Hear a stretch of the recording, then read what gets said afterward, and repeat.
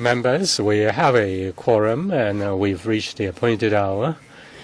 I'd like to remind members that in dealing with the items today, if you have any direct or indirect pecuniary interest, you need to declare according to ROP 83A. You need to declare your interests, the nature of your interests. And I'd like to draw members' attention to RAP 84 in respect of casting your vote in case of direct pecuniary interest. As for items to be voted on separately,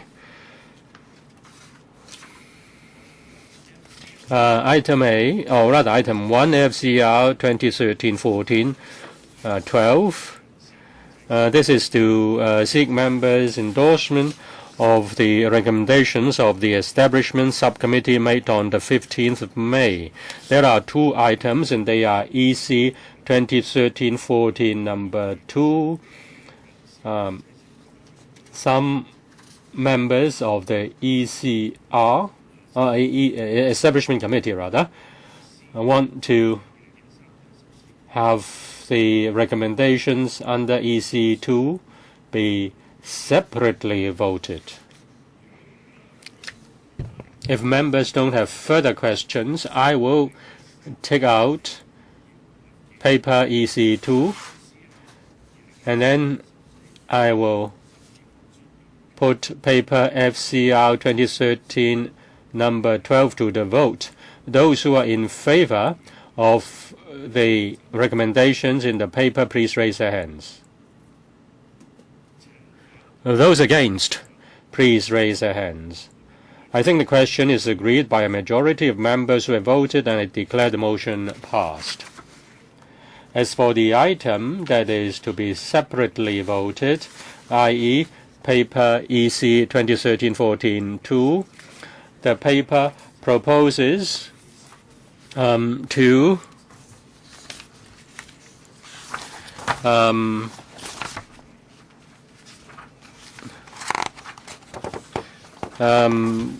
change the 1 AO staff grade B supernumerary post to permanent post, and also from 1 AO staff grade C post from supernumerary post to permanent post, so as to implement the work in the policy address with regard to improving homeland relations and deepen regional cooperation between Hong Kong and the mainland.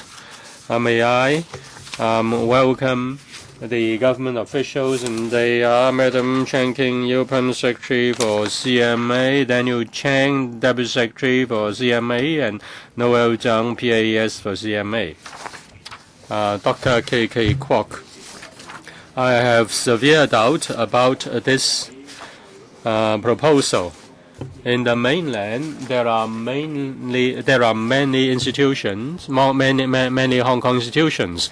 We have the TDC and ETOs doing that, and if we are to spend more money on homeland relation, how much do we need to spend? In fact, the mainland is very big. We need to be clear about each and every dollar spent. If it is just to help the CY Leung government so as to do homeland relationship for homeland relationship's sake, I really don't think that's worthwhile. The most important thing is to do it with cost effectiveness. There must be value for money. Now this is to turn a supernumerary post into two supernumerary posts, or rather, there is a proposal to turn one supernumerary post to permanent post and retain one supernumerary post. We don't have this need, I think. Can the administration explain to us why there is need to keep these posts?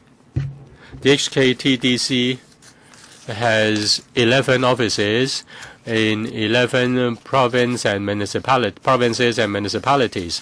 They are to assist Hong Kong investors who are in the mainland, helping them to deal with helping them with their production and factories. The TDC provides such assistance. This is also the TDC also promotes Hong Kong brand in Hong Kong, and the Tourism Commission has 4 offices in the mainland. They are to promote Hong Kong as a destination for mainland visitors. As for our 4 proposed, or rather, we have 4 ETOs in the mainland, and we are to have the 5th in Wuhan, according to the policy address. These ETOs are responsible for G2G link, or G2G cooperation. In fact, there are 4 regional platforms for cooperation, including the Guangdong Hong Kong, Shanghai Hong Kong, Beijing Hong Kong, and Pan-Pearl River Delta Cooperation Fora. We have annual meetings every year. Is chaired by the CE, and also chaired by, some are also chaired by the CS4A. These are regional cooperations. They are G2G cooperation. In terms of economic and trade cooperation, we want to open the door for Hong Kong enterprises. We encourage Hong Kong enterprises to go into the mainland. Apart from opening the door for G2G cooperation, we also want to enhance our assistance to those Hong Kong people living in the mainland. They are business people, they are students, they are retirees. We want to help them, and we want to provide them with the necessary assistance or advice. Together with increase in contacts with the mainland in terms of economic exchange and in terms of cultural exchange and social exchange, we want to enhance Hong Kong's soft power. We want to promote Hong Kong with greater efforts. Dr. K.K. Kwok, what is said by the Secretary is actually done mostly by the TDC and also by the current establishment in the government. Recently, there was a leaked document from the EXCO, and that require Hong Kong officials to consider the impression created on the mainland officials or in the mainland when when Hong Kong formulates its own policy. So assessing, is it that the assessment of mainland reaction is regular work? With regard to the TDC and Tourism Commission, they have specific areas of tasks. They promote Hong Kong investors, Hong Kong businessmen doing business in the mainland, operating factories in the mainland, or promoting Hong Kong as destination for visitors. It is not G2G, interconnection or cooperation. Recently, it was reported in newspaper that we asked the policy bureaus to assess the reactions of the mainland in respect of our policy. At the ESC committee meeting, we had detailed discussion, and upon members' request, on the 30th of May, we issued a special information paper, and we explained our policy, and we set some examples. Together with integration with the mainland, or together with increase in contact with the mainland in many areas, many policy aspects may affect mainland visitors and also the mainland at large. Say, for example, the infant formula powder incident. For example, food labeling. Most of the food our food come from the mainland. Food labeling will certainly affect the mainland. And what about and there is a need to deal with publicity and education. The CMAB does encourage bureaus when they formulate major policies which have impact on the mainland. They should better make an assessment. When they launch any new policy, they will consider the impacts, and they will also consider this aspect in respect of its promotion and promotion strategy. it doesn't have any bearing on whether the assessment will have any interest of Hong Kong community at large, because we must put Hong Kong's interest first. If the mainland is affected, then the mainland people should be informed. I'd like to remind the Secretary that her answer should be as brief as possible and should not exceed 5 minutes. 2 to 3 years ago, the first time I heard C.Y. Leung explaining to the CU students the concept of homeland relation. It was new when I heard it, but we had the goosebumps when we heard that. Nowadays, he going to create many posts. They are to strengthen the ruling team of C.Y. Leung. C.Y. Leung said that when formulating policy, Hong Kong should consider the feelings of the mainlanders. We really don't know whether he refers to the CPG or the mainland government or the mainland people. Now, when you consider your service targets, do you just consider serving the Hong Kongers in the mainland, or you just promoting Hong Kong in the mainland? Or do you give priority to Hong Kongers? And secondly, with regard to promoting Hong Kong among mainland visitors, well, the IVS has caused Hong Kong to be bursting to the seams. Do you need more in IVS people coming to Hong Kong? Now, when I answer Dr. Kwok's question, our mainland office will not duplicate the efforts of the Tourism Bureau or Tourism Promotion Board, TPB, in the mainland.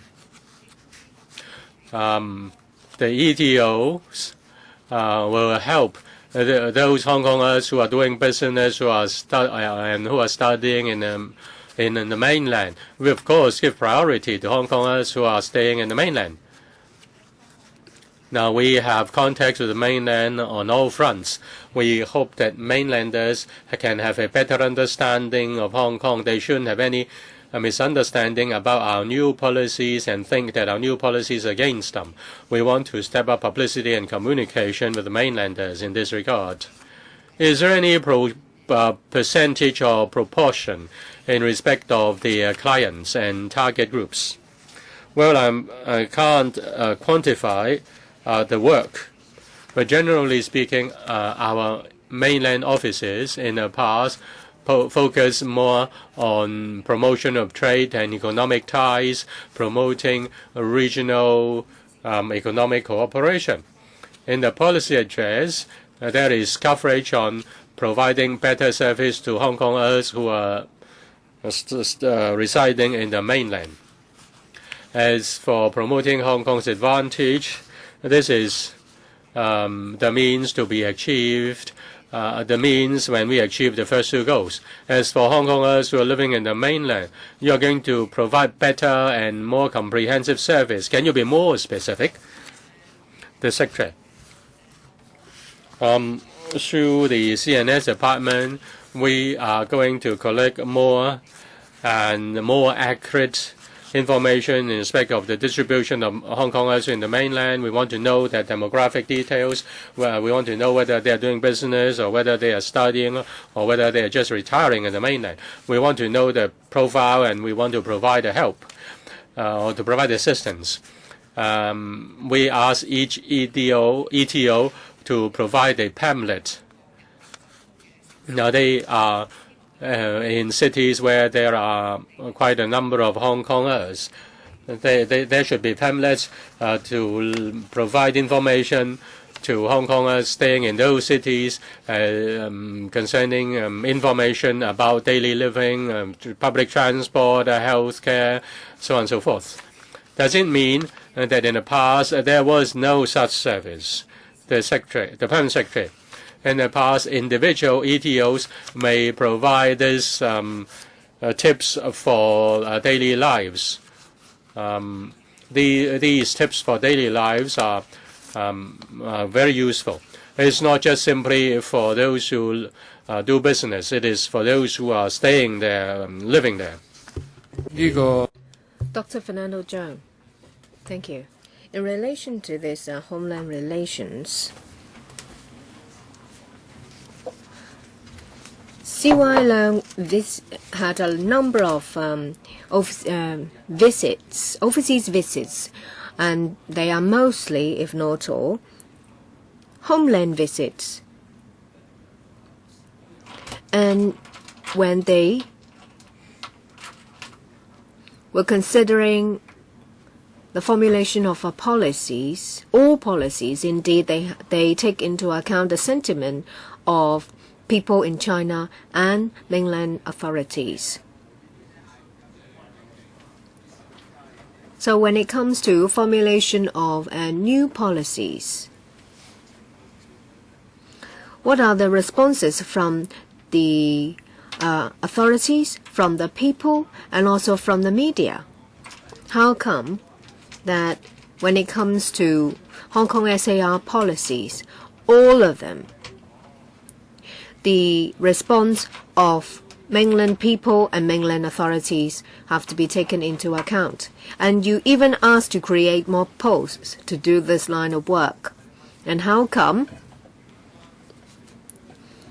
when the papers are given to the Bureau and to the EXCO,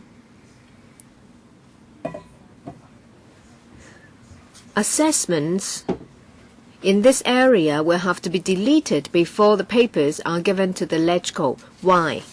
Two questions there. First, why do you have to consider the response of mainland people and mainland authorities when you formulate policies? And two, why is the assessment taken out from the paper before they're given to the to LegCo?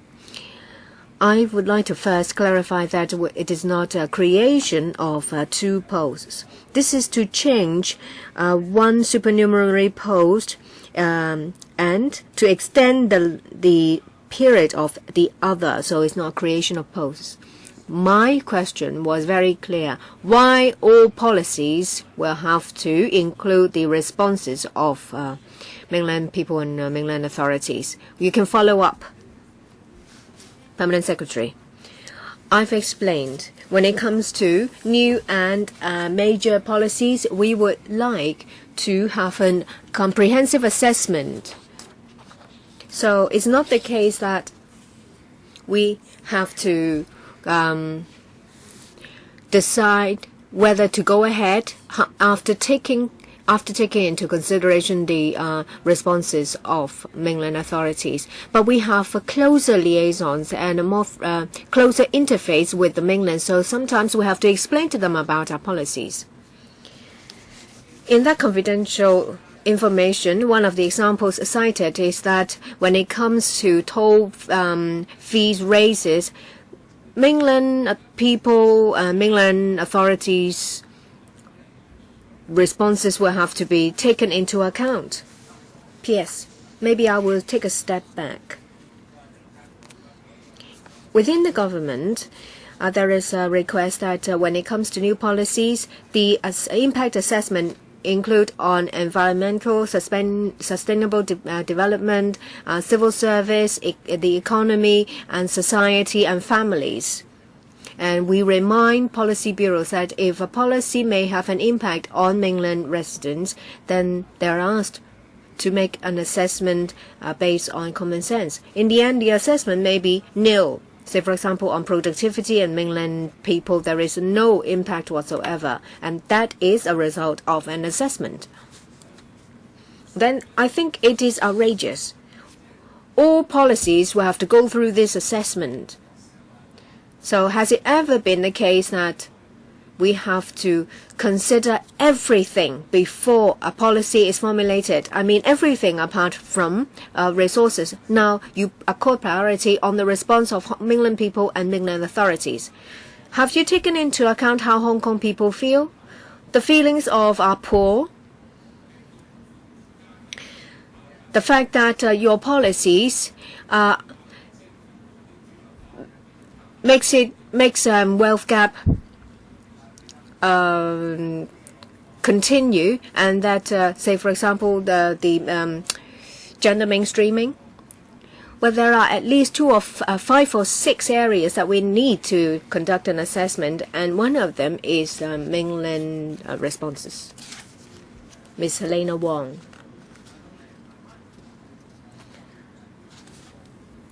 I would like to see as soon as possible from the administration a review. We have Trade Development Council, we have Tourism Board, we have ETOs on the mainland. There are 4: Beijing, Shanghai, Chengdu, and you want another one in Wuhan. And you've also said that in Shenzhen, Fujian, Chongqing, there are also liaison offices.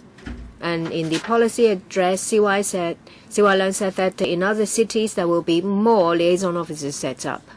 So for different levels of municipalities and provinces, we're talking about hundreds. So how many more offices would you like to open before you stop? So will there be consolidation, streamlining of the structure? Is that a possibility? P.S. Thank you. There are 4 mainland ETOs. In short, well, north, west, east, and south.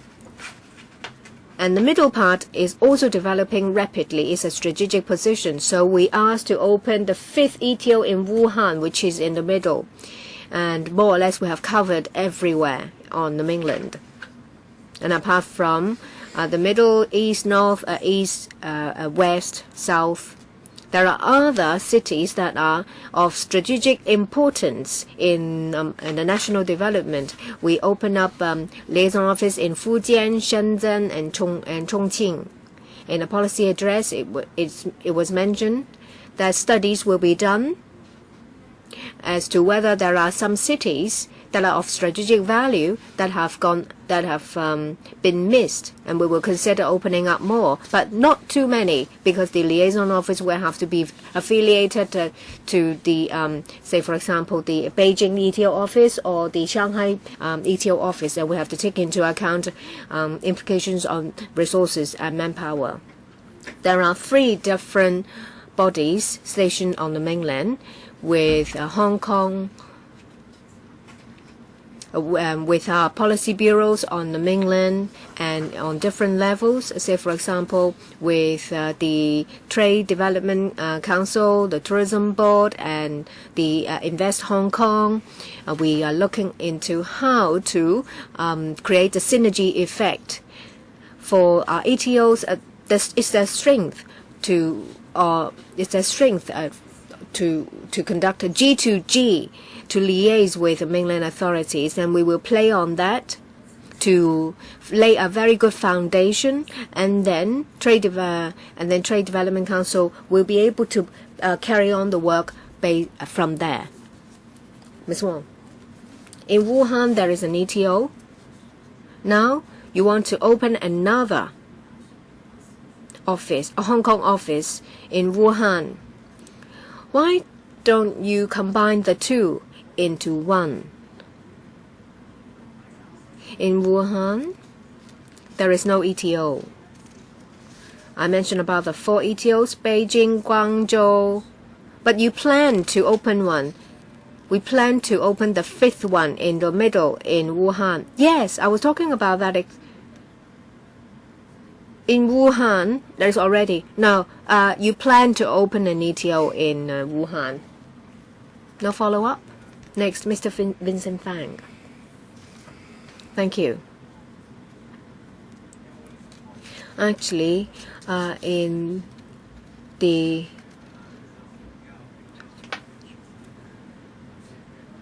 panel, we've already had a discussion, but I would like to express my feelings. I'm a user. Members talk about political issues. I'm a user. There are more and more people who live on the mainland. Previously, there were more people who own factories there, but now there are less.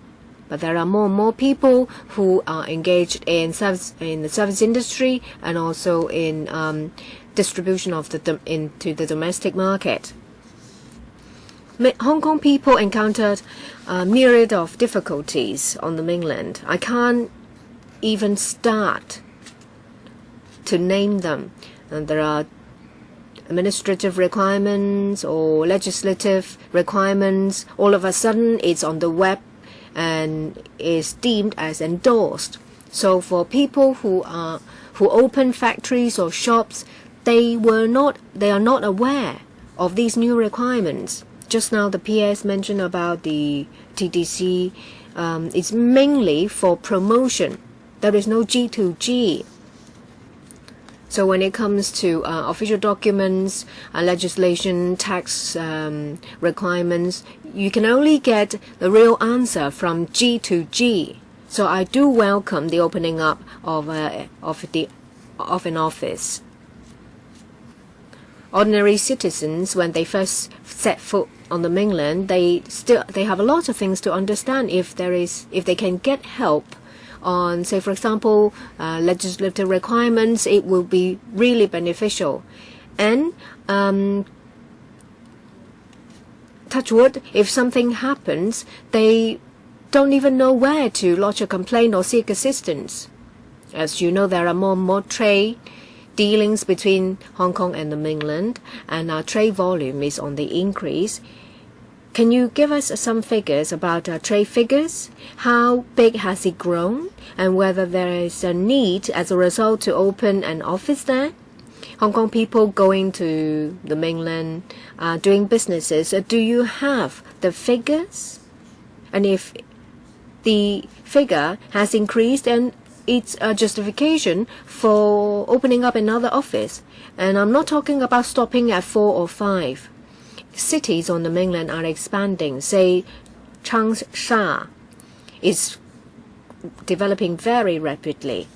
And if a lot of Hong Kong people are going there, then do you need to open another office there? Can you give us data, figures? Say, for example, when it reaches a certain level, then you will consider opening an office. P.S. When we decide on Wuhan to set up another ETO office, we consider its location, which is in the center, and also its strategic position. On these two areas, Wuhan is getting more and more important. And we've also contacted businessmen, Hong Kong businessmen who's been doing business there, and they are quite positive. And as to whether there are any figures about Hong Kong people doing businesses there, the increase of trade volume, and whether we will consider economic benefits from an office, we will provide the data later. As you see that in June, we have already arranged with the Commerce and Industry panel to talk about cooperation between the mainland and Hong Kong, but I just don't have the figure with me now. I see things very clearly, and I know the situation quite well because I do business there, but I do think it will be much better if you can provide the information for other legislators for their better understanding. The PS already said that the information will be supplied afterwards. Ms. Emily Lau. Well, we're different from Mr. Fang. We don't even have a home visit permit. Just now the PS mentioned about a letter dated the 30th of May when we asked for explanations. I'm sure the PS heard members' view on CY Leung's proposal of homeland relations. Hong Kong people go to study and work and live on the mainland. Of course, if you can give them help and assistance, we're all for it. But we've referred a number of cases to the PS, but no help was given. You said in your paper that it can provide timely assistance to Hong Kong people in distress. But what are you talking about? Recently, there is a businessman who's been seeking help from you, but to no avail. And instead, the businessman went to seek help from Obama. Can you imagine how helpless they feel? And the last line you said is to strengthen promotion and also liaison between the two places, and also to promote mutual respect and trust. Is it the case that there is no respect? How do you promote respect? So you should know that this is not just to help CY Leung build his Mainland network. We're talking about helping Hong Kong people, genuine help. How much of this work has been ongoing before CY Leung takes office? How many of them are new? P.S. Just now, Ms. Lau mentioned about the letter dated the 30th of May. In relation to homeland relations, there are 3 areas. G2G, especially cooperation with Beijing trade. I asked how many things are new. The second one is that to better help Hong Kong people living and working and doing business on the mainland. And these two have been ongoing. As you know, that there are 2 teams from the immigration state attached to ETOs. They are responsible for giving urgent assistance. And there are also colleagues of ours who will provide help when it comes to disputes. And there is also another team in the ETO. I think the strength and the scope are not enough. Therefore, we add a team in Chengdu. We hope that there can be a better coverage. In terms of manpower, we will do our best according to the resources given. As for the immigration staff, they are able to help with the Hong Kongers incurred in accidents, but when it comes to legal disputes or enforcement of court order, we have difficulties. We have to work under one country, 2 systems. We have to respect the judicial system in the mainland. Having said that, we try to help the Hong Kong victims. We help them to lodge complaints, and we help them to contact with the units that have disputes with them.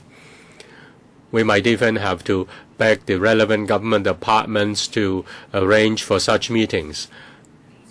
And we have to respect the judicial system of the mainland. So you just can't help much. There are many such cases. I don't know how many are in your hand. Our secretariats have given you a lot of cases. Even if we give you the money to have these posts, you can't help them much. Now, if you look at some data,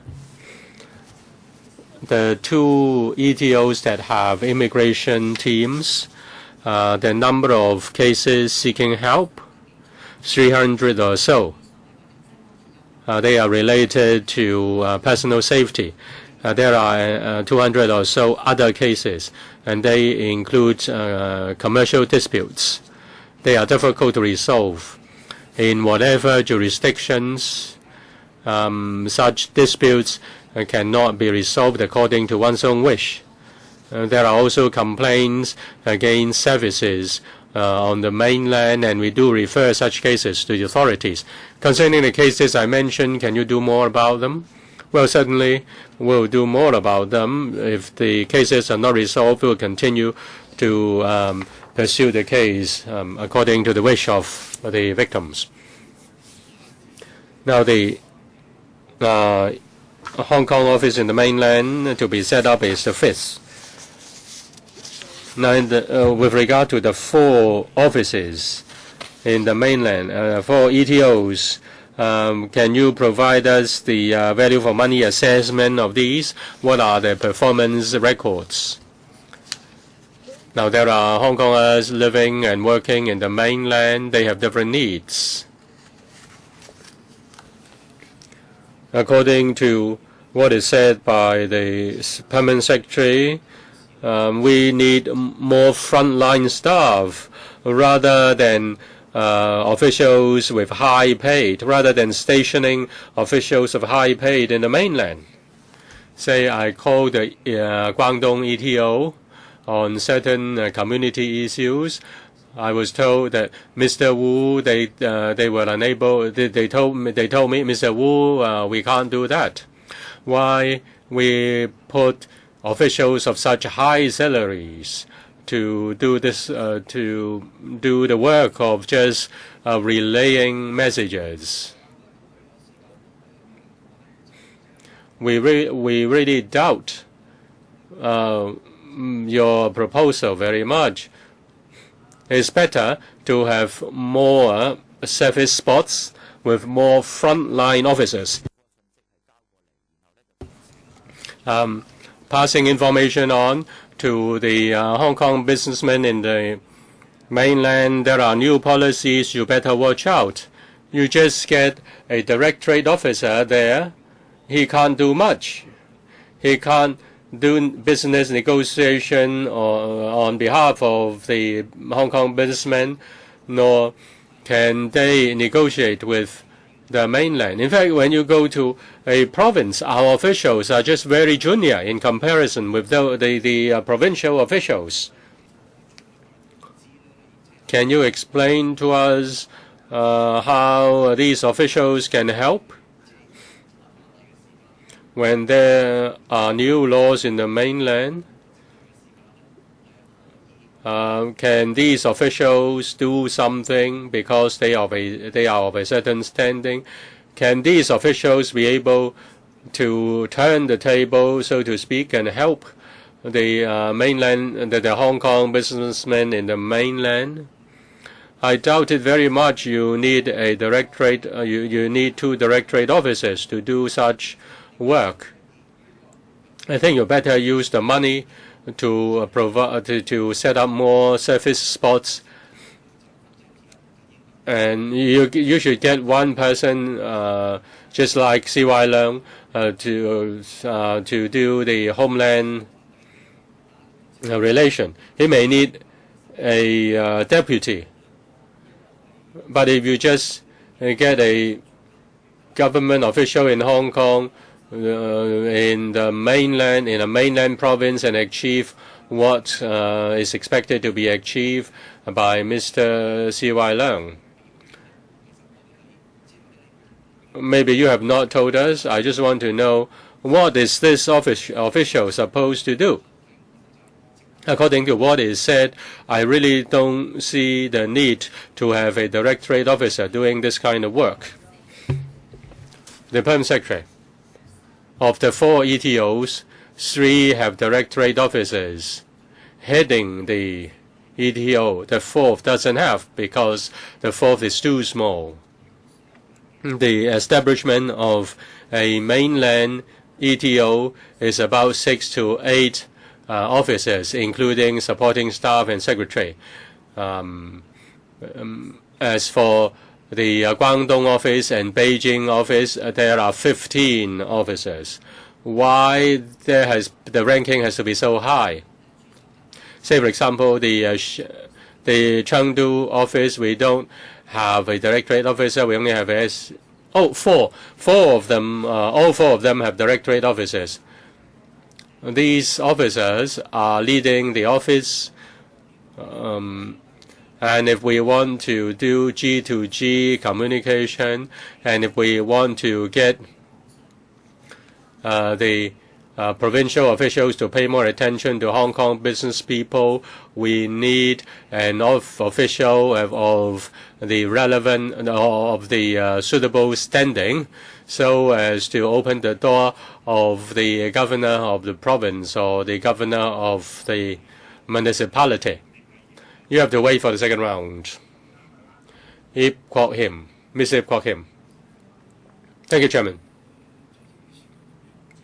In the budget debate, I expressed my wish on strengthening the functions of the ETOs and the coverage of the ETOs. I therefore support the funding for this. C.Y. Leung, the CE, mentioned homeland relationship, and some members expressed discontent. I know their views, I know their position.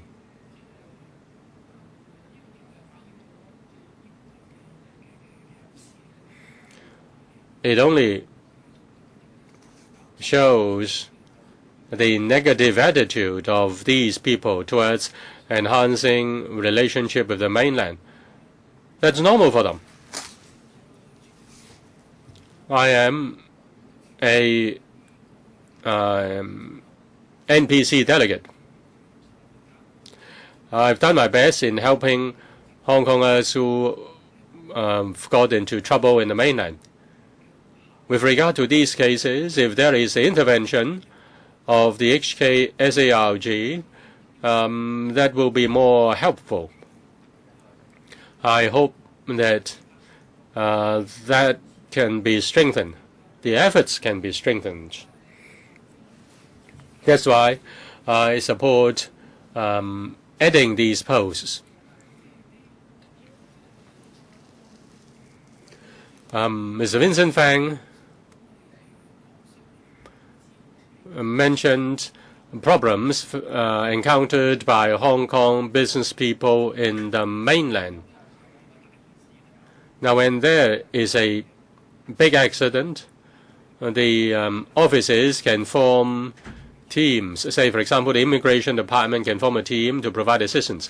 But in terms of day-to-day living, in terms of day-to-day business operation, how can these EDOs help? Will you consider helping Hong Kong business people in the mainland to deal with the changes in business environment or the changes in relevant rules and laws? Say, for example, the change in labor laws in the mainland. How would that affect our businessmen over there? Can you strengthen the assistance in this regard? The Permanent Secretary. We want to serve the mainland, the Hong Kong business people in the mainland better. And we're going to do this. And that is in relation to new national policies or measures and the implications on our businessmen in the mainland. They are not able to get comprehensive information from time to time. We have the Beijing ETO, and with added resources given to them, they will do more nationwide study on the national policies, and the outcomes of their studies will be distributed to the Hong Kong business people in the mainland through our ETOs. When they have difficulties, can we do more to help? We have 3 immigration officer teams, and in Chengdu we add 1 more team. We will do more. We will provide targeted service to individuals and companies. Let me add, if such cases have been handled by the court, or if the disputes are under litigation, we can only help direct dialogue. We can talk to the local government. We want to get a more senior level of the local government to look into that so as to get a better solution. Mr. Ma Fung Kwok. Thank you, Mr. Chairman. I basically support the proposals in the paper. On various occasions and at various meetings, I've said that these ETOs should play a more active role in cultural exchange. I've mentioned that before. Whether the names should be changed, say for example, Culture, Economic and Trade Office. Say in Taiwan, we call it the Cultural and Economic Office. And also in overseas, we should select strategic locations and add the cultural function to the offices. In the mainland, it is said that its functions will be extended and new offices will be opened. If culture is so important, previously the SARG seldom mentioned about culture and cultural industry, and now it's turned into one of the 6 industries where Hong Kong enjoys a competitive edge. And China also advocates great developments for cultural industries in the future. We have yet to grasp the opportunity, but how come we don't seize the opportunity to enhance the role we play? Why don't you carefully consider it? P.S. RETO, apart from promoting Hong Kong's strengths, say for example financing, economic and trade, and high advanced technology, we also promote Hong Kong's soft power. Culture is one of them. One of the key areas of exchange is Hong Kong's culture when we are doing the promotions to the mainland. And they also invite Hong Kong arts groups on drama, dance to perform on the mainland to showcase Hong Kong's soft power. And in relation to what the nomenclature of the office, currently overseas offices of Hong Kong are called ETOs, apart from Taiwan. Yes, indeed it is called Hong Kong Taiwan Economic and Culture Office, and we will consider it when it comes to changing of names. Is a major thing. We have to consider whether there are implications, but we will reflect your view. I'd like to emphasize that you said that it can be something big and something small. Previously, there was nothing, and now there is little, but still something. But I can say to you that it will have to be something big. If it's something small, you may as well not do it. When it comes to cultural industries, we enjoy a competitive edge because of historical reasons. But this edge is dissipating very quickly, so we have to do it big, and we have to be fast as well. In a number of years, we won't have this edge anymore. On the mainland, you see a lot of cities have put the spotlight on culture, and it's growing rapidly. Of course, I don't fully agree with the scale and the development, but if we don't seize the opportunity, then it will be an opportunity missed. You have done something, but the level and the help are far from adequate. I want it to be aptly named because I want it to be on the agenda so that it will be dealt with instead of it staying on a study level. Look at the development of cultural industry in the past 2 or 3 years on the mainland. It's not just a double digit, it's by 20 or 30%. And instead, for our cultural exchange, at least there is no growth to such an extent, and we really have to deal with this very carefully. As I said, we will reflect your view. No follow-up? Mr. Yu Si-wing. Relations between Hong Kong and mainland is getting closer and closer. Apart from trade, there are more and more occasions when there are disputes and the need for arbitration. The administration representing Hong Kong will be more effective in its negotiation.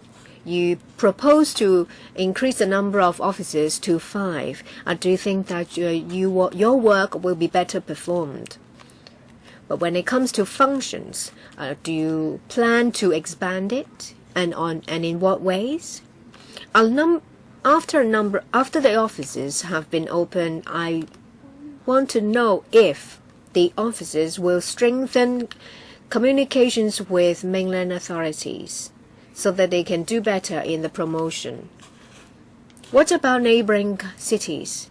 Will they conduct promotional work in these neighboring cities so that something real and effective can be done for Hong Kong people? P.S. We have accumulated considerable experience on economic and trade promotion, but when it comes to reaching out and identifying people who are living and working on the mainland, we are actually working on trying to reach out and identify them. When the Census and Statistics Department conduct surveys for us, we ask them to compile tips on living in a certain cities and to give such information to Hong Kong people. Apart from the 4 cities, what about, you asked about neighboring places. The 4 offices practically cover the entire country. Say, for example, for Beijing office, all the way from Mongolia to Tibet is under its purview. It takes time for our immigration officers to fly over there when there is a trouble. And as I said, that apart from the 4 offices, there will be 1 opened in the middle.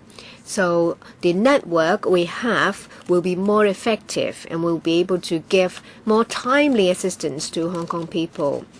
And when it comes to assistance given to Hong Kong people, we welcome comments and views from legislators and people who are living and working or studying in China.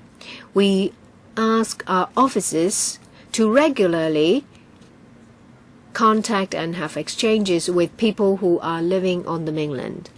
Mr. Yiu, well, I see that the administration has their heart, but they need to improve the system and the network.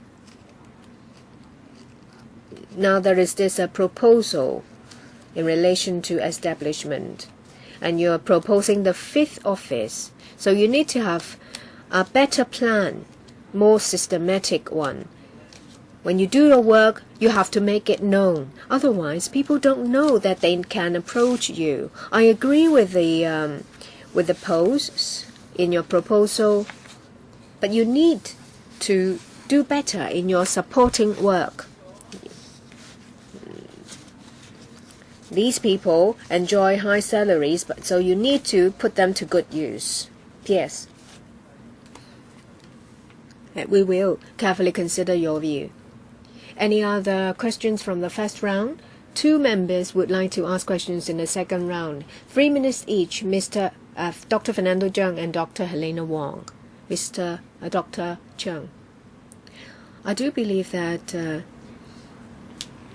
for these 2 posts, part of their work will be conducting assessment on responses of mainland people and authorities on Hong Kong policies. The second part of my question was not answered.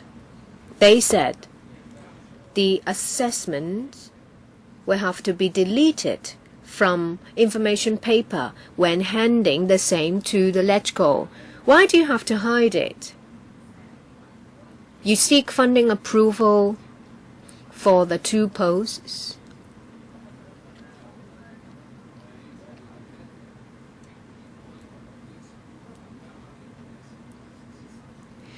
And what you will do is to delete certain information from the information paper to the LegCo. What actually do you want? P.S.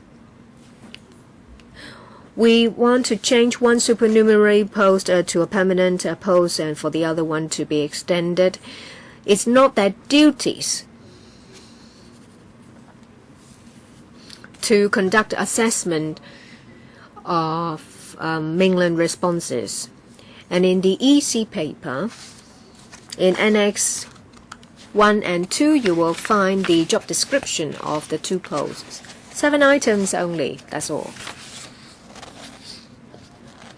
Yes, in the press it's reported about a confidential paper requiring all policies will have to include assessment on mainland responses, and this will have to be deleted from paper to the LegCo.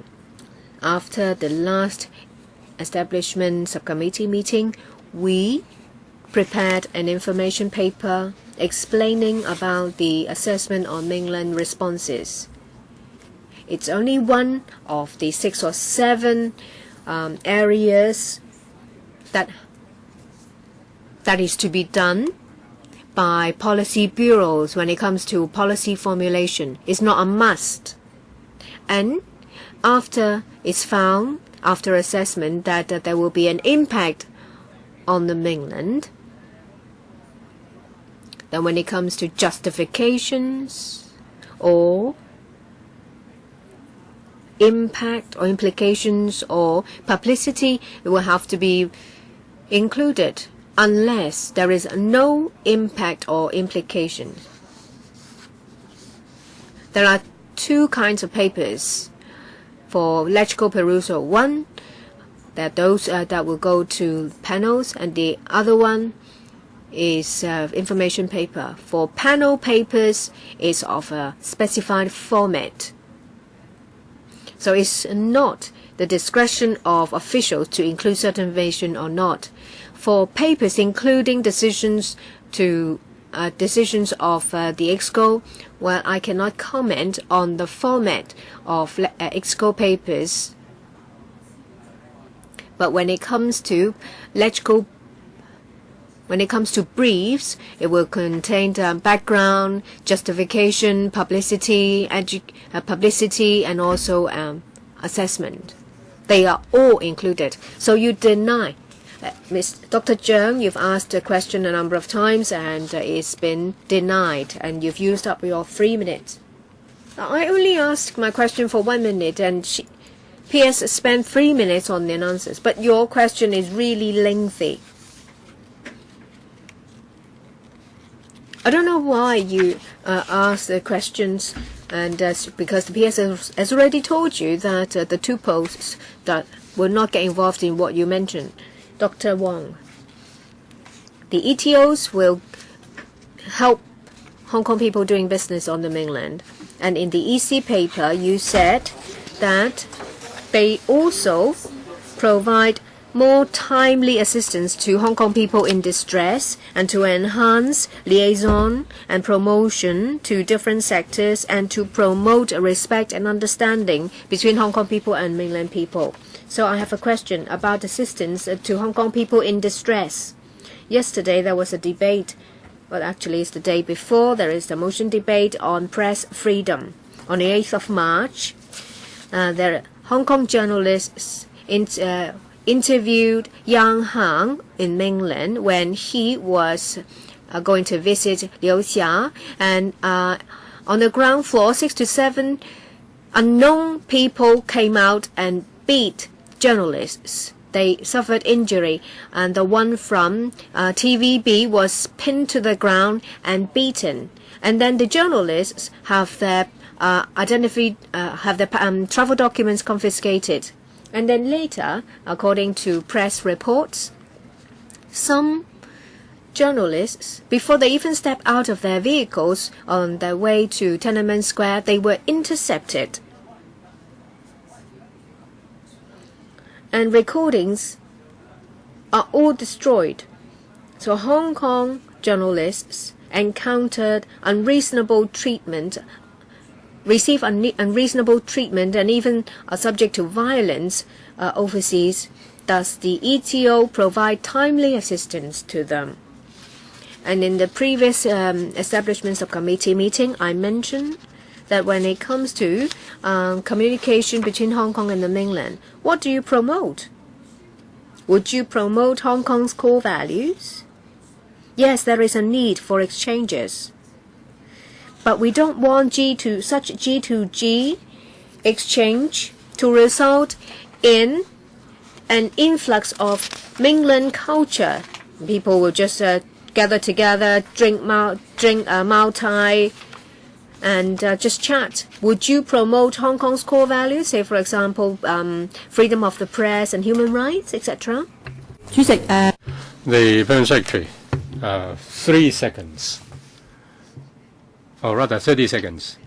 Now concerning a Hong Kong reporter beaten up in the mainland, according to the information in hand, the reporter had already reported the case to the mainland public security authorities, and they had already started the file and investigate into that, and we will continue to follow up on that investigation. Do other members want to have questions for the first round? All questions. If no member wants to ask any question, Chairman. Yes, Mr. Lina Wong. Concerning my second question, the official has no chance to answer the question. During Hong Kong's exchange and the exchange between Hong Kong and the mainland, what is the message that we are sending? Do we reflect our core values to the mainland, or are we just reacting to what happens in the mainland? So we donated $100 million. You are repeating yourself. You better not spend several minutes on your question. Well, although that's your question is not related to present funding, it is related. Now, don't waste your time. Just ask the Secretary to answer the question. Our mainland offices, the major task is in paragraph 4 of the paper. G2G contact, broader and wider cooperation. We are to assist those living in the mainland, the Hong Kong residents who are living in the mainland. We step up publicity and communication with mainland, and these, of course, will benefit. Well, she mentioned core values. We also want to enhance mutual understanding across the border, and we will do anything that can help. As mentioned by Mr. Ma, Hong Kong's soft power has to be promoted.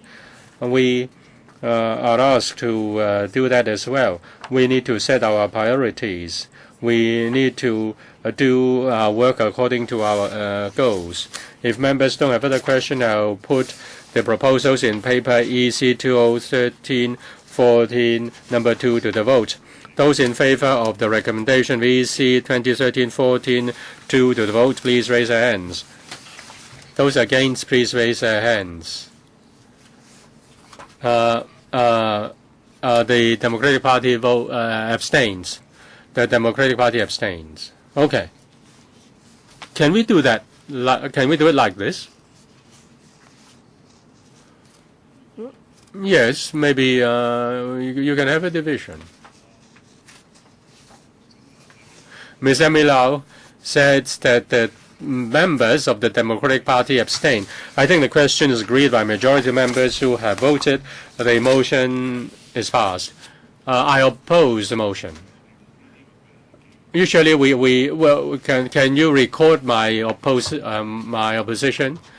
If you want to oppose it, you better claim a division. Yes, indeed, I asked for a division. I didn't see you. I looked over your direction and I didn't see you. Well, the establishment can call for a division. I heard the establishment call for a division. Now, please do not talk among yourselves in this chamber. I've already said that I think the majority of members voted are in favor of the motion, and the motion is passed. Next, FCR 13. Members are invited to approve the recommendations of the Public Works Subcommittee made at its meeting held on the 8th of May. There are 4 proposals. Paper number 1 to 4. FCR 2013-14 bracket 13 1 to 4. Some members ask paper 4 to be voted separately. If members don't have further questions, I will take out PWSC 2013-14 bracket 4, and I will put PWSC 2013-14 1 to 3 to the vote. Those in favor of FCR 2013-14 bracket 13 be passed. Those in favor, please raise your hands. Those against, please raise their hands. I think the question is agreed by a majority of members who have voted and declared the motion passed. As for the item that is to be voted separately, PWSC 2013-14 bracket 4, the paper proposes to upgrade Project 277P to Category 1, and the cost of money of the day is $982.9 million for the reprovisioning of the Yamate Police Station. And we have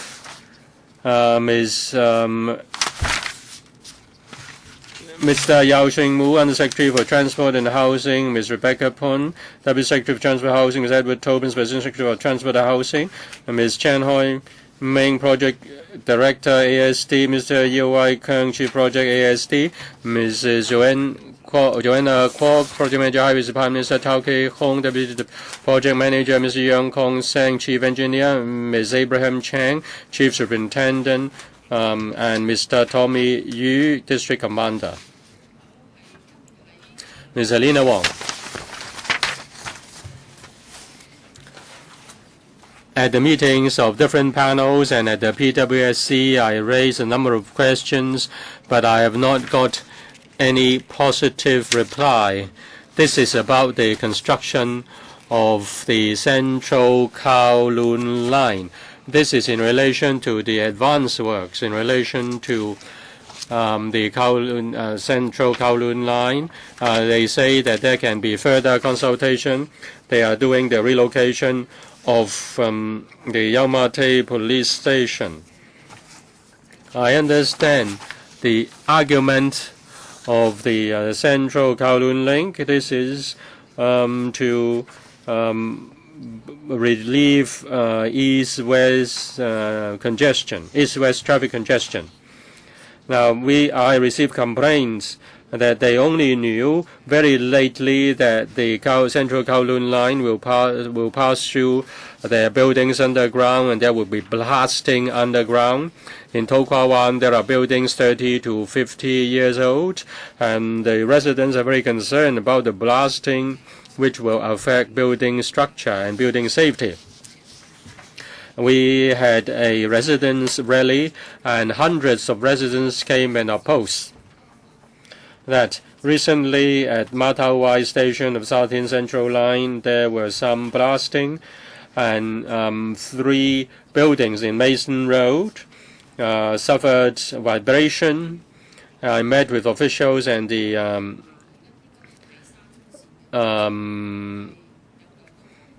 and people suspected that 2 works items caused the vibration. The vibration was not caused to the places near the station, but vibration caused to the buildings a block away. The official said that there wasn't any problem, but the resident said that their stairs had cracks because of the blasting, and also the tiles of the rooftop also had cracks, and even the manhole covers were lifted. Now you said that that is the Southern Central line. That's the problem of Southern Central Link. But we do have some problem with this CKR, Central Kowloon route. Now, can these old buildings with short piles bear with the drilling and blasting of the CKR and the SCL? The cracks can accommodate even a bag of paper tissue, and some cracks are as wide, and some spalling concrete as big as a fist have fallen. Spalling concrete pieces have fallen. Shouldn't the administration wait for the report of the MTRCL and study the impact of CKR on these old buildings before submitting this proposal? The Undersecretary, with regard to Ms. Wong's question, as you all know, this is for the reprovisioning of Yau Ma Tei Police Station, and this, of course, is in relation to the CKR works.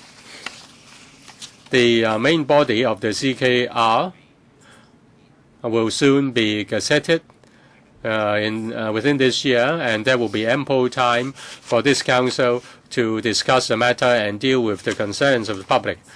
I know that recent incidents have caused the residents of To Kwa Wan certain reactions, and I would like to update you on the situation. The SCL project is going on over there, and we don't know the real cause of the matter. There may be certain possibilities. The MTRCL has installed more equipment and devices to find out the problem. They try to understand what the problem is. They want to know what has happened. We are concerned about work safety. That's of primary importance. And if any works cause any safety problem, we'll have to stop the works. We'll make sure that the buildings are safe before works can proceed. That will be equally applicable to the design and construction of the CKR. In order not to cause any delay because of reprovisioning of the police station, we come before the FC to get the funding for reprovisioning. Do any members have questions? If not, then I will put the paper to the vote. Ms. Wong, I asked to speak, but the button doesn't respond. Can I ask my question? The second round, 3 minutes. Concerning the reply of the Undersecretary, does he say that if we support this funding in the future, if there is any report showing that the alignment of the CKR will affect building safety of To Kwa Wan, you will stop the works? If that is the case, then the money for reprovisioning of Yau Ma Tei Police Station will go down the drain, won't it? The reprovisioning of Yau Ma Tei Police Station deals with this question. Now, the existing Yau Ma Tei Police Station is a historical building. It's a graded building. So if we reprovision the police station, we will not waste the money. I want to ask whether the money will be wasted. Say if the CKR cannot be built along that alignment, then the reprovisioning of Yau Ma Tei Police Station will not be necessary. The Undersecretary, with regard to drilling tunnels and building railways and roads in tunnels deep underground, we have had a lot of experience, and we are confident that this trunk road can be built safely. And because of this project, we need to re-provision the Yaomate police station. The new Yaomate police station will be in a new place. It will operate there, and the existing police station can be put to other use, and therefore there is no waste of money. Mr. Chairman, now Ms. Emily Lau. I've given her 3 minutes. She still have some tens of seconds. Mr. Chairman, I want to ask about the preliminary works, or rather the reprovisioning works. Apart from reprovisioning the Yaomate police station and the government clinic, what about the will there be a reprovisioning of the car park?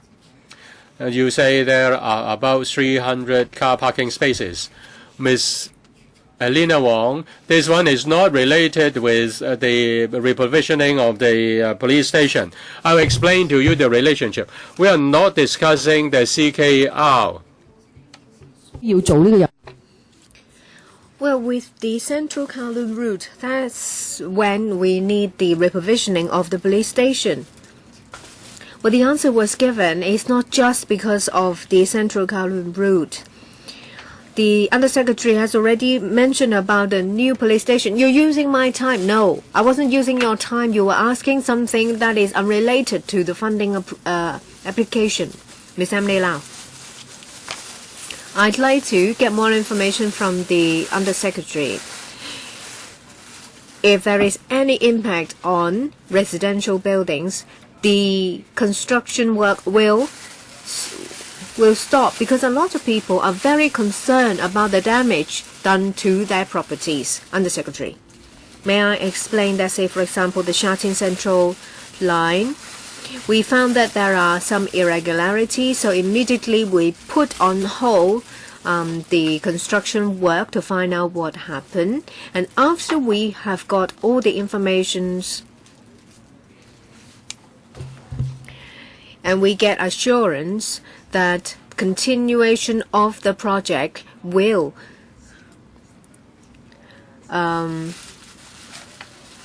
continuation will not result in any damage or danger. It's only then that we continue with the works, and that is our approach on all works. So now it's put on hold, is that right? And when will it resume? Undersecretary. The incident happened in mid-May. The work was put on hold, and we used a number of monitoring devices. There are some readings, but it's not as much as an irregularity. So a different approach is adopted, and more monitoring devices are installed in buildings in the area to monitor the situation. So they will have to continue with the work to find out what is going on. It's not fully resumed yet, but they are doing some parts of the work to see what impact there is on the area. I hope the MTRCR and the administration will be very careful. You said that you had a very good safety record, but residents are very concerned, so you have to really be very careful to make sure everything is safe before you proceed. You will have to step up your liaison with residents to answer questions, to allay their concerns and fears. Have you done that, Undersecretary? Yes, we did. The MTRCR and the Highways Department have explained to residents, and with their consent, install monitoring devices to better monitor the situation. Members' suggestions are fully understood by us. The MTRCL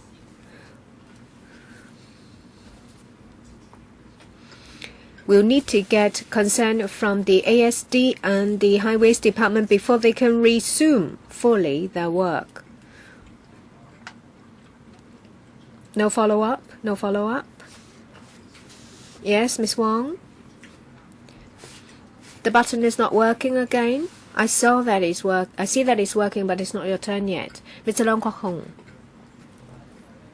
First, we should learn the lesson from the XRL, the high-speed rail line. You said that residents let you install monitoring devices for you to get readings. When will the readings be made public, and how? Residents can't analyze the data, so it will be analyzed by the Highways Department. How do we monitor you? The Highways Department and the MTRCL are actually on the same boat. You have to use layman terms, otherwise people won't understand you.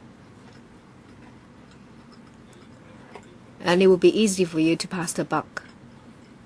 And when it comes to resumption of work, if you insist, no one can stop you.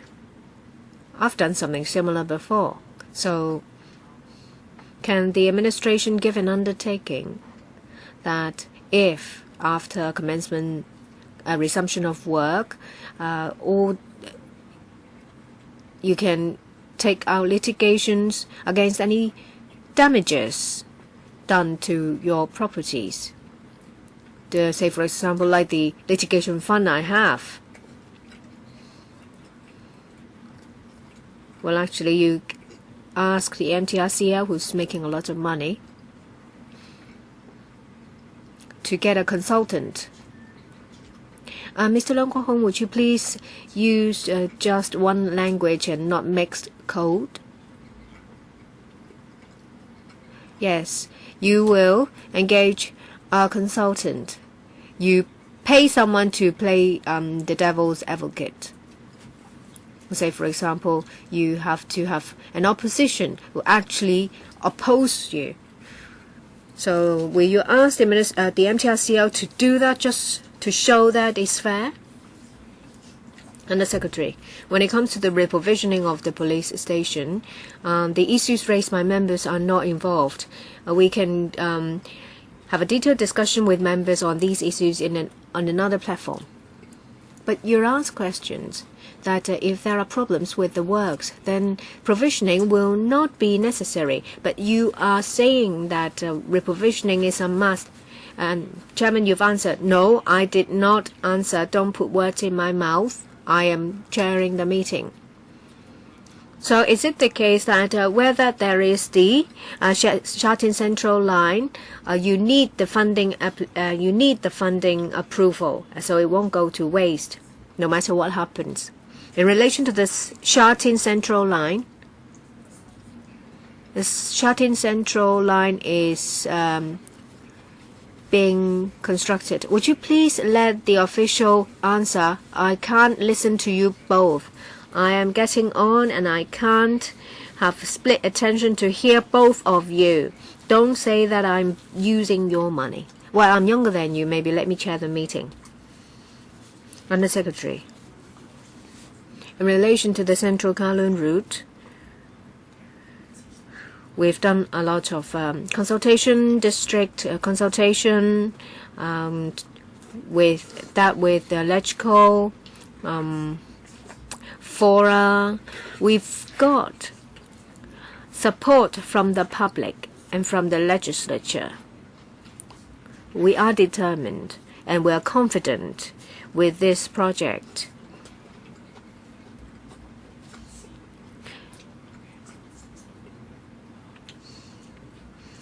If we do not make arrangements for provisions of facilities, it may in the end affect progress of works. That's why we make this funding application for the reprovisioning. And of course, since we're determined to go ahead with the project, it's necessary to have the provisioning of the police station. And later, we will make a funding approval for the main project. It's only a matter of what comes first. We're confident and we are determined to go ahead with the project. Yes, I know that. If in the end it doesn't work, then you are to be blamed. Is that right? Undersecretary, we're confident. Okay, that's enough. It's all seen and recorded. Ms. Chen Yunhan.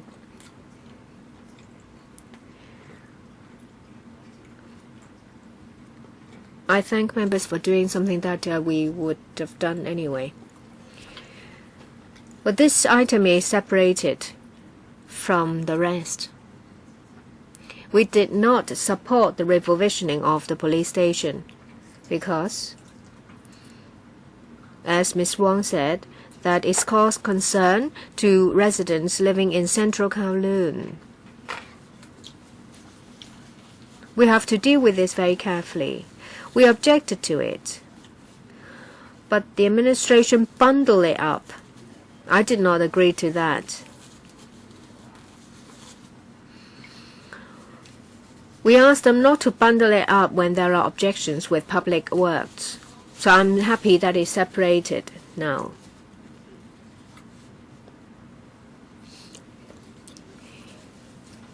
Issues were raised and the Undersecretary's given comments and he's made suggestions, just like today.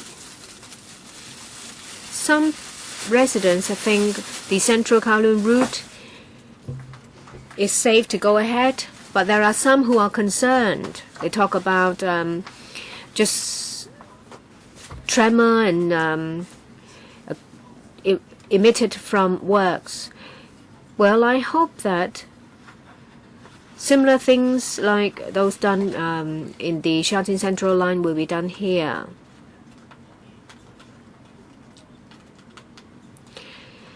But it doesn't mean that in the future there are complaints we will not handle them. You need to seek views from residents of different buildings. When it comes to the Shatin Central line, alignment was changed, taking into account residents' views. Yes, these are two separate things. But they now come to seek funding approval for reprovisioning of a police station. I'd like to tell the Undersecretary, saying that you should not gloss over it because we agree with certain things. Ms. Helena Wong, speaking for the third time, 1 minute. Thank you. I have some questions. Will the administration take the initiative to find out more about the vibration sending to all the way to the rooftop of the building along Maidstone Road? Sorry, Ms. Wong, I don't mean to interrupt you, but this is not related to the reprovisioning of the police station, but it's about safety. This is a separate issue. It's nothing to do with the police station. Chairman, you chair the meeting, but our duty is to ask questions.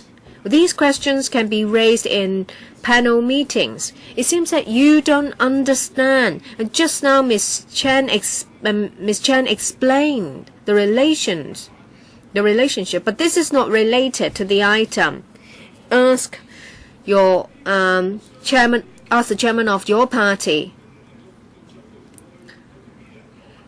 You ask the Undersecretary to talk to people living in a building where they've experienced vibration. Over 200 people object to this because of the vibration, but it's not related to this item. If there are no other questions, then I will put a PWSC 2013-14 bracket 4 to a vote. Those in favor, please raise their hands. Chairman, I ask for a division. The bell will be rung for 5 minutes. We will have a division.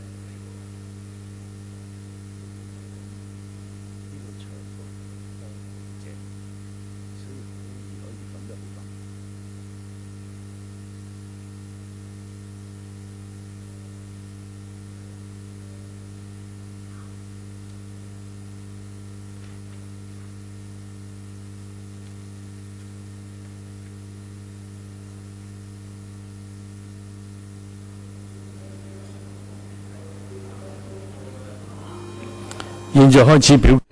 Voting begins.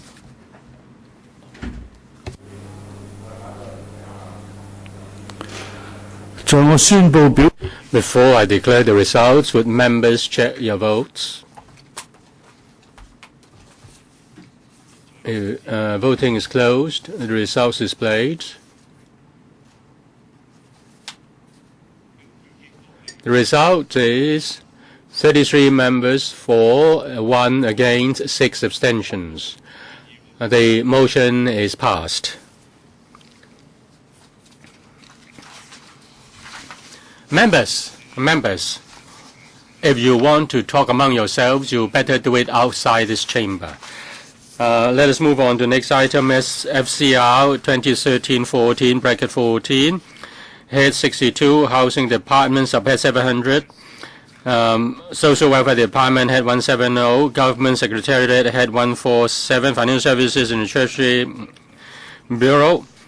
Members are invited to approve a new non-recurrent commitment of $2,150 million under Head 62, Housing Environment Subhead 700, General Non-Recurrent for the provision of 2 months' rent for tenants, licensees living in public housing units of the Hong Kong Housing Authority and Housing Society.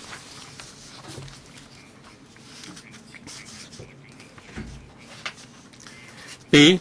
A new non-recurring commitment of $2,728 million under Head 170, Social Welfare Department, Subhead 700, General Non-Recurrent for the provision of an extra payment for comprehensive Social Security assistance recipients equal to the month of the CSSA standard rates, and an extra payment to old age allowance, old age living allowance, and disability allowance recipients equal to 1 month of the allowances. And C, an increase in commitment by $4,500 million from $17,800 million to $22,300 million under the Head 147 Government Secretariat, Financial Services and the Treasury Bureau, the Treasury Branch, Subhead 700 General Non-Recurrent Items 881 for the provision of electricity charges subsidy for eligible residential households. The Transport Housing Bureau has already consulted the housing panel, and on the 15th of April, and the Labor and Welfare Bureau consulted the Welfare Panel on the 21st of May, and the Economic Affairs Panel was consulted on the 3rd of May. To answer members' questions, we have the following officials attending our meeting, and they are Ms. Agnes Wong, Deputy Secretary for Transport and Housing, Mr. Anson Lai, Assistant Director of Housing, and Mr. Tony Liu, Assistant Director of Housing, Ms. Shelley Lau, Principal Assistant Secretary for Financial Services and Treasury, Mr. Fong Park Yan, Deputy Director of Social Welfare, and Mr. Ng Wai Kun, Chief Social Security Officer. May I ask Mr. Wong Kwok Hing, the Chairman of Housing Panel, to report on the deliberations of the panel. Thank you, Chairman. The Housing Panel on the 15th of April discussed the relevant proposal. Members supported the administration in respect of providing 2 months of rent to the on behalf of the tenants of living in HA and HS PRH blocks. A member is of view that the rent will also be paid on behalf of the well-off tenants. I support the proposal, and I hope it can be implemented as soon as possible. You have pressed the bell. Will you speak again? Yes, I will speak on the electric tariff. Next is Ms. Chen Yun Han, who is to report to us on the deliberations of the welfare panel.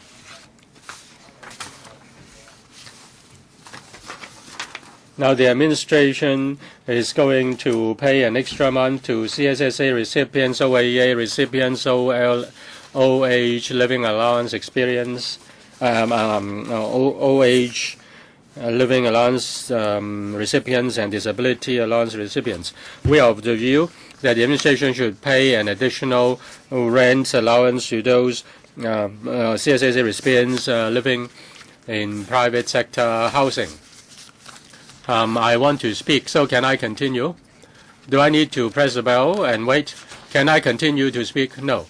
Please press the button. May I now invite Ms. Sari Lee, the chairman of the FA panel, to report on the deliberations. Okay, she's not here, but the report has been tabled. I'd like to remind members that we can only have our meeting until 6:30, and 4 members have pressed a button. I want to know how many would like to speak. I have to allocate the time to members equally. I don't want to see 10 more members after half of the members have spoken. Does any member wish to speak? 5 have pressed the button. And their names are Fernando Cheung, Wong Kwok Hing, Tan Ka Piu, Chen Yun Han, Yip Kok Him. Who else? If you want to speak, press the button. Do not press the button later. I'll draw a line there. Okay, 4 minutes each. Fernando Cheung. Thank you, Chairman. With regard to the funding applications, in particular additional rent on behalf of the PRH tenants and also additional pay for CSSA recipients and electric tariff, I think that we will support that. As for the additional month for CSSA payments, we query the rent allowance for CSSA recipients. The rent allowance is not able to keep up with the increase in rents in the private market because there are CSSA recipients who are living in private housing. Half of the CSSA recipients who are living in private housing are not able to have to dig out of their pockets to pay their rent. In fact, the rent they pay is $1,000 more than the rent allowance. There are 5,000 households having such a difficulty. Even if you give an additional or an extra CSSA payment, they still have to dig out of their pockets and pay the rent. 5,000 odd households will have to pay additional $1,000 in terms of rent above the rent allowance. Will the administration conduct a review so that the rent allowance will be raised so that the poor who receive CSSA recipients will not have to use part of the money for food to pay rent? Are you talking about the rent? Yes, I'm talking about the rent allowance to CSSA recipients. They give an extra payment, extra month of payment, but they have to use the money to pay rent instead of food. Mr. Fong, do you want to answer the question? Yes, let me answer the question. As for the rent allowance, under the CSSA regime, it is adjusted according to CPIA, or rather, according to the rental index of CPIA. In 2012, the adjustment was upwards by 5.7%. This year, i.e. 2013, there was another upward adjustment of 7.8%. So 2 years together, about 14% increase. After the adjustment, about 90% of the CSSA recipients are able to pay their rent. I'm talking about those who are living in private housing, not those who are living in public housing. As for those living in private housing, 53% are able to use the rent allowance to pay the rent of their housing in full. We understand that some CSSA recipients have the difficulty of paying rent, but the adjustment itself is very complicated, and we have to consider many factors. One factor is whether that would lead to a general rent increase. Therefore, under the CCF, Community Care Fund, there is an arrangement to help the CSSA recipients. In this year, for those CSSA recipients who are living in private housing and whose rental allowance are not able to pay the rents in full, there are about 17,000 such households, and a single person household will get $2,000, and a household with more than one person will get $4,000. Now, half of the CSSA recipients do not have enough rent allowance or rent subsidy. I really hope you will review that rent allowance. Mr. Wong Kok-hing. These are the measures to support the underprivileged. They should have been put before this committee long time ago, but earlier on somebody did filibustering and delayed the application. At that time, I raised my concern, and I hoped the administration would catch up with this delay concerning the electricity tariff subsidy.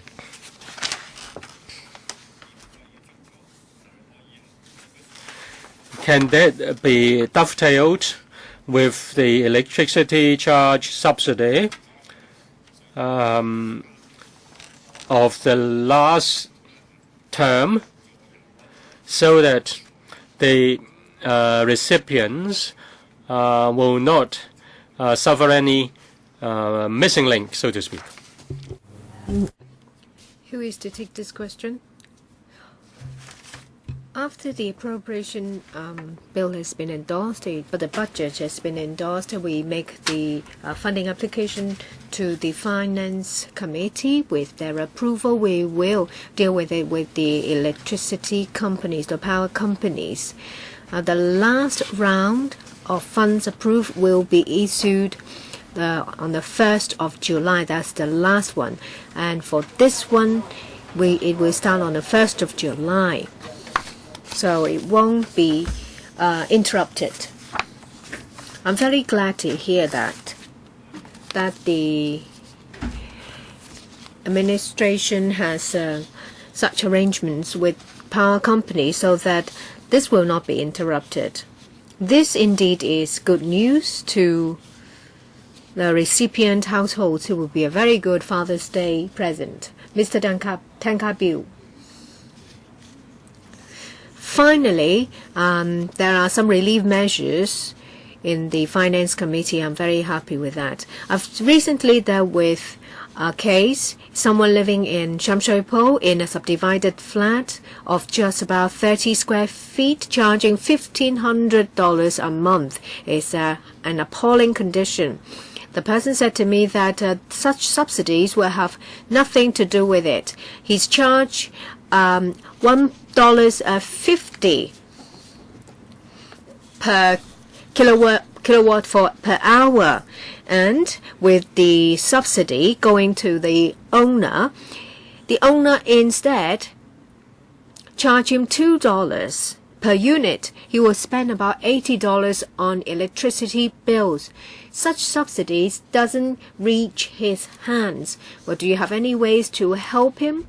And it is reckoned that there are about 160,000 households living in subdivided flats that they all share they share electricity meters. The subsidy will be paid to households through the power companies. The chief executive has announced, or the financial secretary has announced, a series of relief measures on different areas, and there is also assistance under the CCF, and we believe that most people will benefit.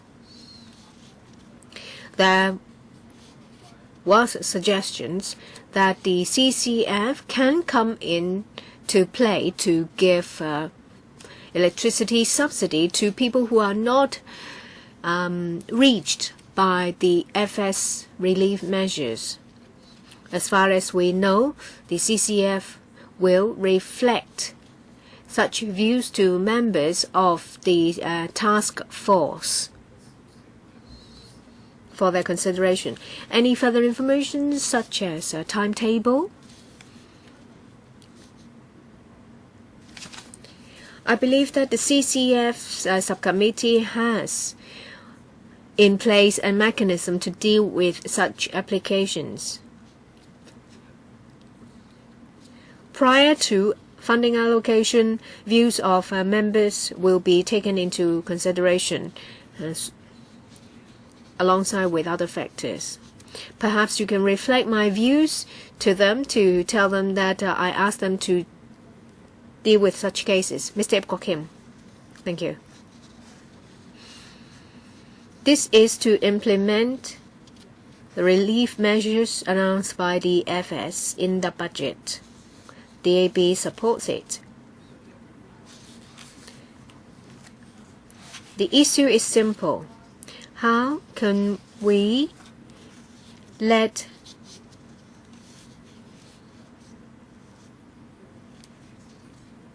people know about such measures? Well, just now about the electricity bills, it said 1st of July. So who is to take this, Ms. Lau? Including those about housing. So how will they be notified? Notice from the power companies? Well, depending on whether this is today's application is endorsed. If endorsed, at the end of June, we will make public a press release, and through the media, members of the public will know that on the 1st of July, the new round of power subsidies will be issued. Press release alone is not enough. I think that was the practice last year. Ms. Lau, is that sufficient? On electricity bills, there is information telling households every month. At the bottom of the bill, there is information about the amount of electricity used and about the subsidies credited to their account. What about the other two? Social Security allowances, they will be paid through our computer system. With your approval, we will need some time to put in place to adjust our computer systems. The subsidy will be distributed at the end of July. My question was, how would they know? What have you done to inform recipients? Through our computer system, there will be an automatic direct credit into the bank account. So you won't notify them. They just find more money in their account. We'll also issue press release. Ms. Wong, in relation to the 2 months rent, with the FC's approval, we will issue press release, and households will receive a notification. We're talking about 740,000 households, and we have already done some preparatory work, but we still have to verify tenant records and make adjustments of our auto-pay system. So we reckon that in August and September, they will receive the amount. That means they don't have to pay for August and September. That's right. Any follow-up? I've already drawn a line. Dr. Fernando Cheung, you have pressed the button to speak for the second time. I'll give you 2 minutes. I want to follow on another issue about the electricity subsidy. I see that some green groups, one of them has done a survey for 2008 and 9 and also 2011 to 12. On average, in the 2 rounds, there is an increase of consumption by 9% and 7.7%. And in 2009 to 11, without a subsidy, there is a decrease of electricity consumption by 1.2%. So subsidies result in an increase in electricity consumption. So I hope that apart from giving subsidies, the administration should also emphasize on energy conservation, because if we use more electricity after the subsidy is received, we will still have to pay.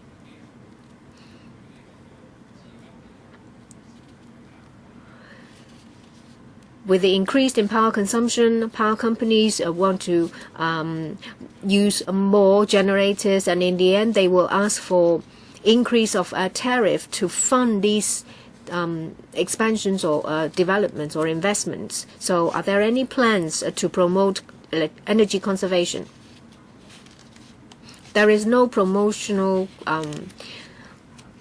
expenses included in the subsidy. So you won't spend any money to promote conservation. Prior to this program, members made suggestions. That is, alongside with the subsidy, environmental protection initiatives can be linked. We've looked at the data, but we see no evidence that subsidy will definitely bring about an increase of consumption. Say, for example, in July 2011 and July 2012, with electricity subsidy, the energy consumption is lower by 23% compared to July 2007, where there is no subsidy. So there is no correlation. So there is no correlation. Where there are no other questions, I will put this item to a vote. Those in favor of FCR to 2013-14 raise your hands. Raise their hands. Those against, raise their hands. I think members who voted, the majority of them agree with this item. This is the end of today's agenda item. The next meeting will take place on the 14th of June 2013. Thank you.